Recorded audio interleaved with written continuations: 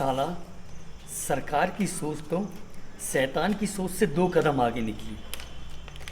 पहले तो गुटखा बंद कर दिया, अब पान मसाला और तंबाकू अलग अलग कर दिए। अब पूरा देश दिन भर बैठे बैठे कुछ नहीं करता, सिर्फ हिलाता रहता है।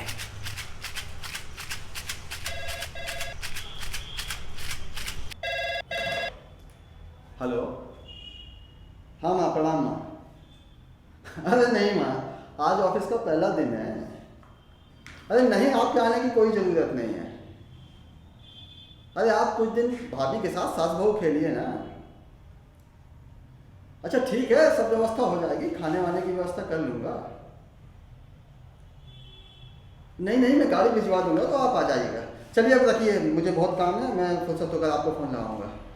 अरे कलेक्टर सिंह। जी साहब आया। जय साहब। जय हिंद। कलेक्टर सिंह, कितने स्टाफ है जेल में? सर, कुल 7 लोग, जिसमें से 4 सिपाही हैं, 2 खानसामे और 1 खलासी। तो इतने कम स्टाफ से काम कैसे चलता है? सर, कुछ काम हम लोग कर लेते हैं, कुछ काम कैदियों से करा लेते हैं। बस यही साफ सफाई चलती रहती है और सुबह शाम हाजिरी हो जाती है। सर, अकेले आए हैं या बाई जी को भी साथ में लेके आए हैं? अगर आप कहें तो मैं बंगला तैयार करा दूं। परिवार कहाँ रहा भाई। 3 साल पहले तुम्हारी बाई जी ये बोलकर मायके गई थी कि जब पूरा टाइम कैदियों को ही देना है तो शादी क्यों की। कानून की किताब में कैदियों की रिहाई के लिए तो ऑप्शन है, लेकिन जेल के कर्मचारियों और अधिकारियों के लिए कोई ऑप्शन नहीं। चलो एक राउंड लगा कर आते हैं।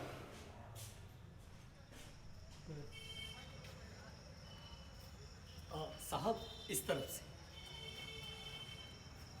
तो कलेक्टर सिंह, जी सर। कहाँ के रहने वाले हो? सर, गांव विजयपुरा, जिला मुरैना।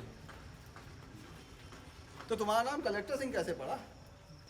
मेरे दादा जो थे अंग्रेजों के राज में पटवारी थे। उनकी बड़ी इच्छा थी कि उनके खानदान में कोई तो कलेक्टर बने। पिताजी बेचारे ज़्यादा पढ़ नहीं पाए तो वो खेती किसानी में चले गए। फिर सर मैं पैदा हुआ तो दादा ने सोचा कि मेरा पोता कलेक्टर बने या ना बने, पर इसका नाम तो कलेक्टर रख दो। और सर एक बात मैं बताऊँ आपको कि पूरे गांव में मेरे दादाजी बस एक ऐसे हैं जिन्होंने अपने जूते से कलेक्टर को इतना पीटा कि मैं क्या होता हूँ श्रीमान जी। तो फिर तुमने आगे परीक्षा की तैयारी नहीं की? की थी ना साहब, फिर क्या, एड़ियाँ घिसता रह गया, आधे खेत बिक गए साहब। जर्नल में साहब कंपटीशन बहुत है ना। अब देखिए ना साहब, आप भी तो कटकाटी से एसपी साहब लगते हैं, ये यहाँ पर कुछ बैलकों में ताले क्यों नहीं पड़े हैं? सर ये खुली जेल है और खुली जेल में कैदियों को ताले में नहीं रखा जाता है। अच्छा, जी सर। क्यों बोला?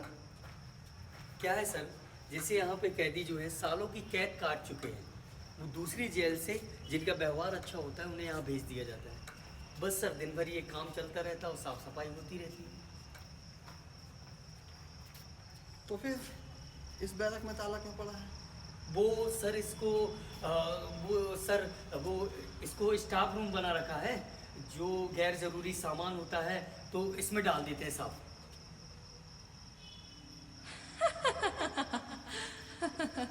साहब रुकिए।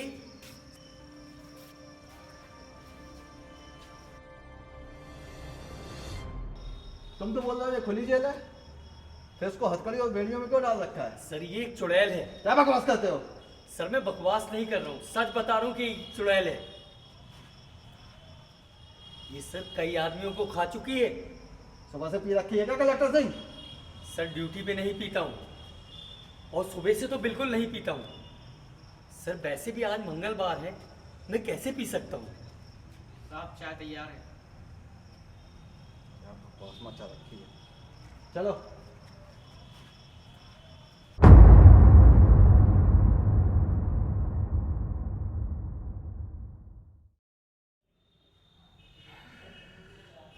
साहब इसका नाम रज्जू है।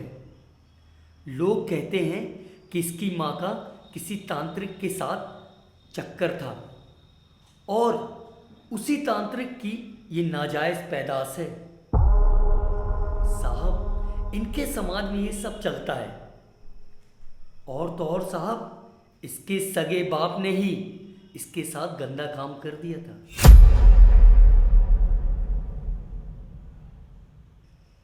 रात भर खेतों की मेड़ पर खून से सनी हुई पड़ी रही। जब इसे अस्पताल लाया गया, डॉक्टरों ने इसकी जान तो बचा ली, पर यह बेचारी बांझ हो गई।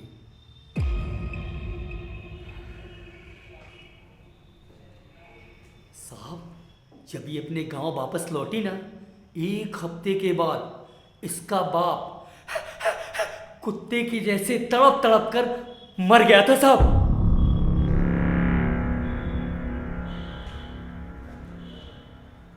तो इसने कभी शादी ब्याह नहीं किया? साहब, राण और चुड़ैल को सिंदूर और सुहाग का क्या मोल। चुड़ैल तो साहब राण से 1000 गुना खतरनाक होती है। चुड़ैल के पास आदमी की मति हरने की विद्या होती है साहब। पहले ये आदमी का कपाल घुमाती है और फिर उसके प्राण हर लेती है। इसने काज किए थे साहब, वो भी एक नहीं 3 बार।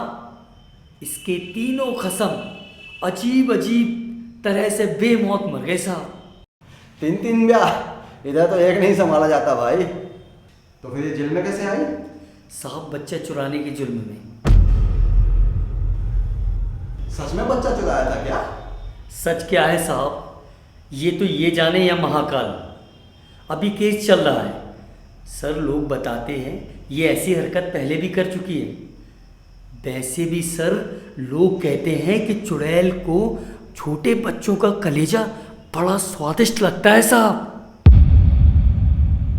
यार, तुम बार बार ऐसे चुड़ैल चुड़ैल क्यों कह रहे हो? पढ़े लिखे आदमी लगते हो, फिर भी ऐसी दकियानुसी बातों पर विश्वास करते हो? पहले नहीं करता था साहब, जब से इस जेल में आई है तब से करने लगा हूँ। पलक झपकती ही ये अपनी माया फैला देती है।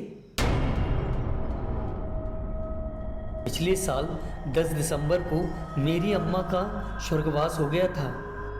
28 दिसंबर को मैं नाइट ड्यूटी में था। बाहर कुर्सी पर बैठा था, पास ही लकड़ियाँ जला रखी थी। मेरी झपकी लग गई, फिर अचानक लकड़ियाँ बुझ गईं और चारों तरफ धुंध हो गया। और धुंध छटा तो अचानक ये मेरे सामने प्रकट हो गई। मेरे सर पर बिल्कुल वैसे ही हाथ फेरने लगी जैसे बचपन में मेरी अम्मा फेरती थी। उसने मेरी आत्मा को जकड़ लिया। मैं रात भर बच्चे के जैसे बिलक बिलक के रोता रहा। इतना रोया कि मेरी आँख लग गई। सुबह में जब मेरी आँख खुली तो मैंने देखा वह अपनी बैरक में थी और बाहर से ताला लगा हुआ था। चाहती तो भाग जाती साहब, लेकिन वो भागी नहीं। यार, मुझे तो लगता है तुम अपनी बातों में बहुत आगे निकल गए। ये औरत मुझे ना तो ऐसी लगती है कि ये कोई चुड़ैल हो, ना ऐसी लगती है कि इसने कोई बच्चा चुराया हो, और ना ही ऐसी लगती है कि इसके पीछे इतने आदमी मरते हों। तुमने नहा कि उसको बंदर बंद कर रखा है। उसकी शक्ल देखी है? वो काली कलोटी औरत तुमको किस एंगल से चुड़ैल लग रही है? साहब, सुंदरता का चमड़ी के रंग से क्या लेना देना। सांवले रंग की भी अपनी एक खूबसूरती होती है और काले रंग की भी। वो बात अलग है कि गोरी चमड़ी वाले उस खूबसूरती को देख नहीं पाते। इससे काले रंग की खूबसूरती में कोई कमी नहीं आ जाती कि कोई गुलाब को सूंघ नहीं पाए तो वो नागफनी नहीं हो जाता। रहता तो गुलाबी है ना। पागल हो गए हो क्या? साहब, उसकी माया उसकी शक्ल में नहीं होती है, उसकी आंखों में होती है। बड़े बूढ़े बताते हैं चुड़ैल की आंखें अप्सरा की आंखों जितनी ही ताकतवर होती हैं। बिल्कुल जैसे किसी छोटे बच्चे की मासूमियत से भरी हो। कलयुग है साहब, कलयुग में आदमी को अप्सरा की लालसा नहीं होती है। अप्सरा तो सब गुण संपन्न होती है। आदमी को अप्सरा की लालसा नहीं होती तो किसकी लालसा होती? चुड़ैल की? जी साहब, थोड़े से मैल की। कलयुग में आदमी का सबसे बड़ा लालच होता है ऐसी औरत पाने का जो अप्सरा ना हो, जिसमें थोड़ा सा मैल और थोड़ा सा बेकार हो, और आदमी अपने पुरुषार्थ से वो थोड़े से मैल को दूर करके देवता बन जाए। साहब, मैल होना तो चाहिए, बस रत्ती दो रत्ती, जिसे आदमी अपने पुरुषार्थ से साध सके। ऐसी औरत जिसके मैल का वजन आदमी के पुरुषार्थ से ज़्यादा हो, वो आदमी के किसी काम की नहीं। वो या तो राण कहलाती है या चुड़ैल।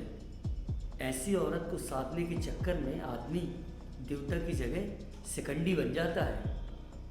फिर आदमी ऐसी औरत को नहीं अपनाता, उसे छोड़ देता है, और आदमी का समाज उस पर उल्टा का ठप्पा लगा देता है।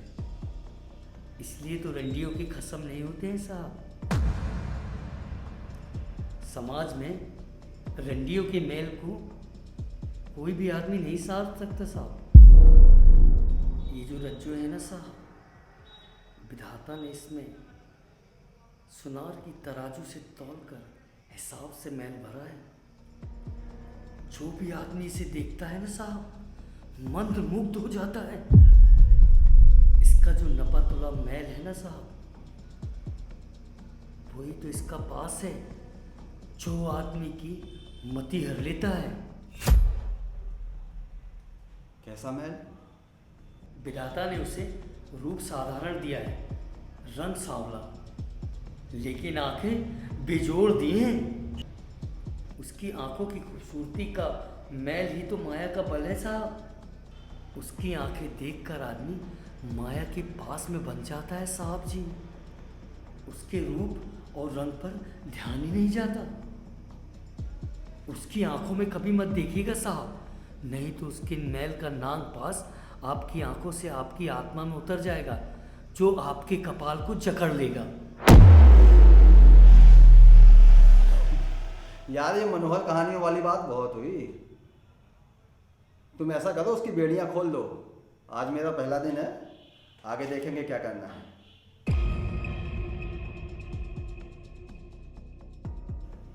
कोई दिक्कत है क्या कलेक्टर सिंह?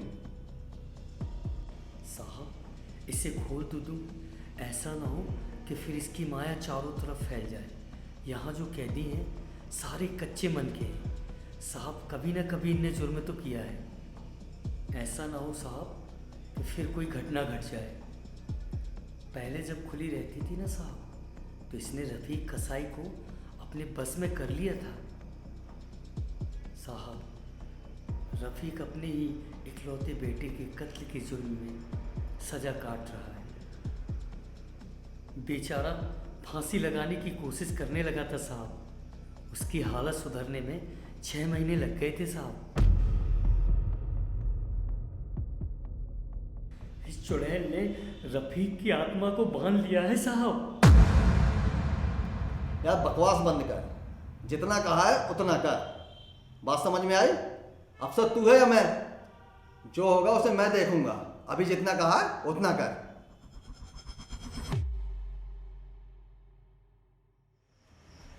जय हनुमान ज्ञान गुण सागर, जय कपीस तिहु लोक उजागर। राम दूत अतुलित बलधामा, अंजलि पुत्र पवन सुत नामा। महावीर विक्रम बजरंगी, कुमत निवार सुमत के संगी। कंचन बरन विराज सुबेसा, वनन कुंडल कुंचित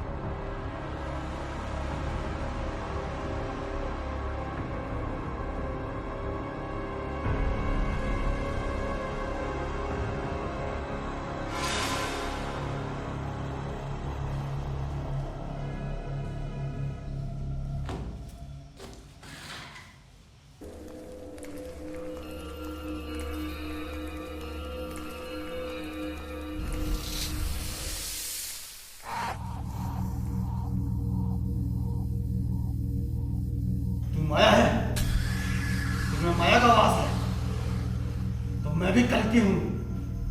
आज तुझे मसल के रख दूंगा।